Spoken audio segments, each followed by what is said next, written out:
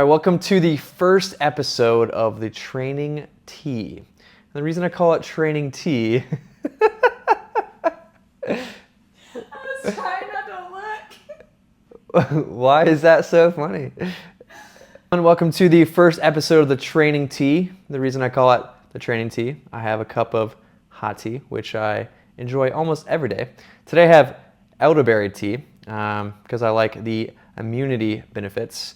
But I thought while I'd sit here and enjoy my hot cup of tea that I would just talk through kind of training for the week, how that went, any changes to the week, also talk about training for the next week. But I think a weekly recap video just to give a little bit more insight to what went well, what didn't go well, why I'm doing what I'm doing. That's kind of the plan behind the Training Tee. So maybe grab a hot cup of tea and enjoy.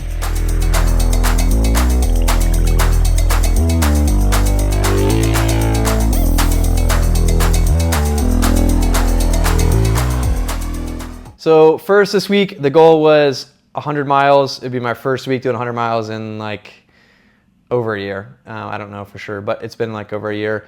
I've been working steadily up, went 60, 70, 80, 90 last week, 100 this week was the plan. The plan was to get between 5,000 and 8,000 feet again, got 8,000 feet. So overall, everything went to plan. I'm in a like pure base training phase right now. All right, so I'm not in marathon prep time. I'm not in a half marathon prep time. I'm coming back from a prolonged period of time off. I was doing strength training, but I'm coming back from that and really setting my sights on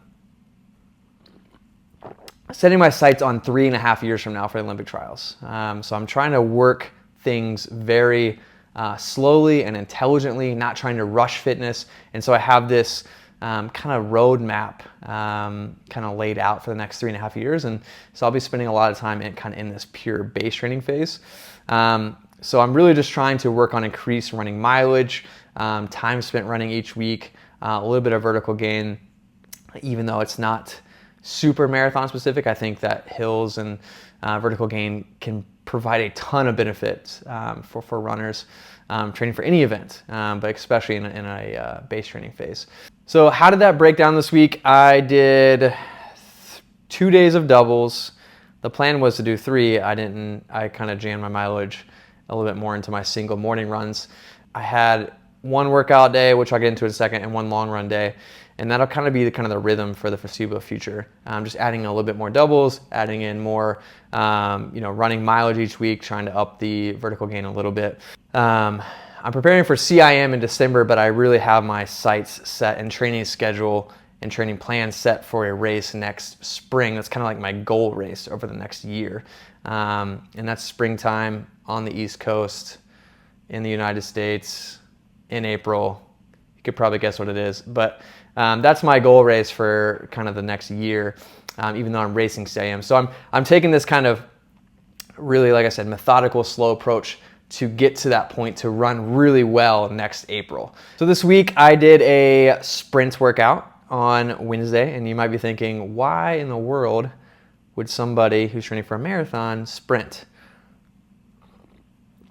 And I made a little post or video. If you didn't see that, go check that out. But basically, in short, faster that we can cover 100 meters, the faster we'll be able to cover 400 meters, and the faster we'll be able to up along the way. And so I think, no matter what event that you're training for, whether it's a 5K, whether it's a marathon, incorporate sprint training into your training. It doesn't need to be a large part of your training program, but the faster that you are is going to increase your potential at longer distances.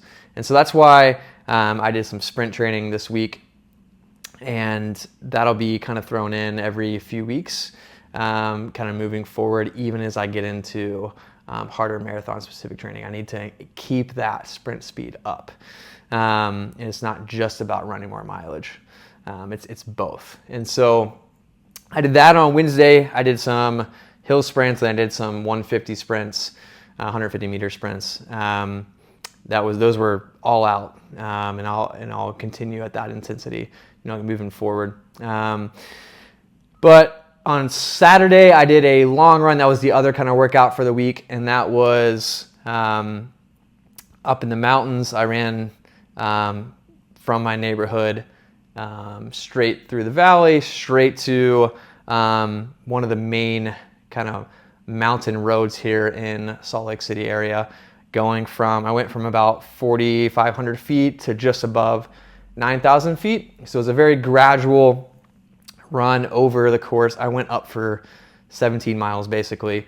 And there wasn't really any downhill at all. It was basically just up. And so a few reasons why I chose to do that. One, if we run exclusively uphill like I did this week, it's actually going to be easier on your tendons and ligaments, and it's going to be easier to recover from because you don't have as much pounding on those tendons and ligaments in your legs and your bones and your joints. And so I actually feel more fresh this week running uphill for that long than I did over my long run last week. So that's one reason.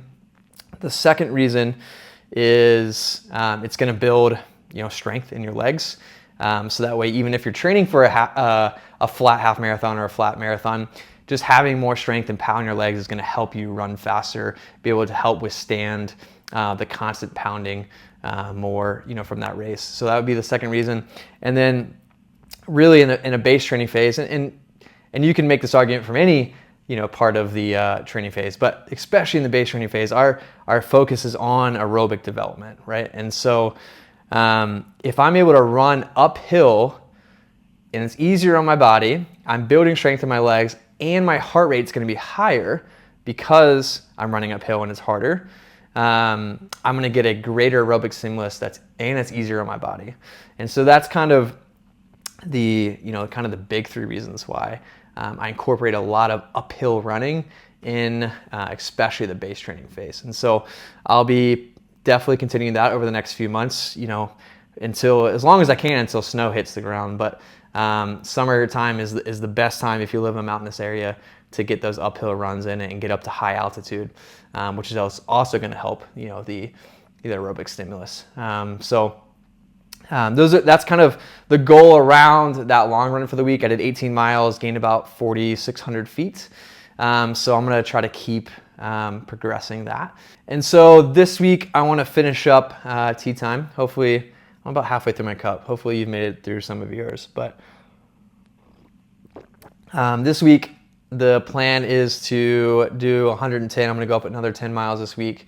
I was going to do 8,000 to 10,000 feet of gain, but as always, as in everybody's life, life throws you curveballs sometimes. And I need to make a trip to be with family this week. And so I'm going to be in coastal Virginia instead of the mountains of Utah. So I won't be able to get as much elevation gain. I won't be able to do my long run, uphill this week. So I'm going to pivot the plan a little bit, but I'm still going to get my mileage in, still going to be working on incorporating more doubles. And I'll going to hit a fast, hard long run this week instead of an uphill one. So I'm looking forward to kind of seeing where fitness is comparably to where it's been in the past as I've been at sea level and in coastal Virginia, and see just kind of where fitness stacks up. So I'm excited for that long run. With all the travel and everything, that's probably the only workout I'll do this week, but just going to get lots of miles in, doubles, long run. So I'm excited for that. And I'll catch you guys next week.